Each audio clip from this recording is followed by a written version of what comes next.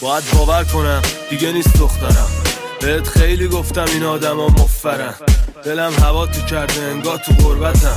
من حتی دلم تنگ میشه واسه دشمنم. باید باور کنم دیگه نیست دخترم.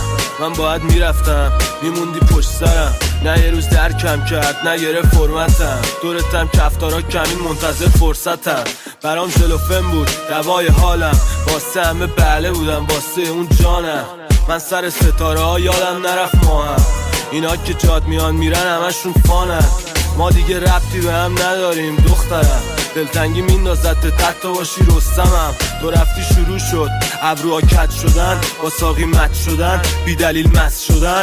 فقط میرم میام نمیشنوم صدا رو، نیستی انگا پس میدم خماری ترامادول. نمیکشه مخم جدیدن نگاه رو، میفهمه چه خبره هر کی دیده چشاما رو. انگاری نصفم رفت گم بودم اولش، بودنهای مسخره منو میکرد بدترش. مگه راحته آدم سوراخ میشه تا بیفته از سرش. طبیعت قویه ولی تو هم قوی باش، ضعیف بودن رو همه بلدن.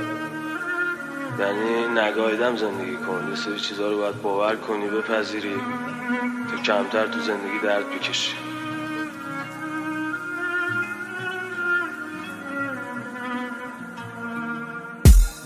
نمیشن یه تار موتین دافیا اوکی، ولی تو بی من روالتری و نباشم اوکی تری. میذاشتی انگیزشی نبودی خودت قوی، من ازت انتظار اینو داشتم خودت نری. رفتن و قبول کردم رفتم به خاطرت، ولی گاییده شدیم مگه بود یه خاطره.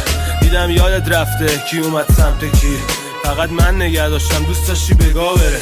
من هنو همونم نیستم بدلش، همون که میدیدیش میپریدی بغلش. میبوسم از سرت که خیلی میشم نسخت، گوشام در به در حتی برا نفسه.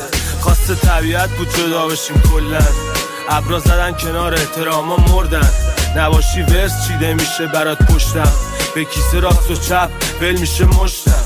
طبیعت بهت یاد میده که یادت بره، حتی فکر نکنی بهش شب و خوابت بره. طبیعت جات میاره جاش میاره، ولی اگه مست بکنی دل میگه ای کاشکی باشه.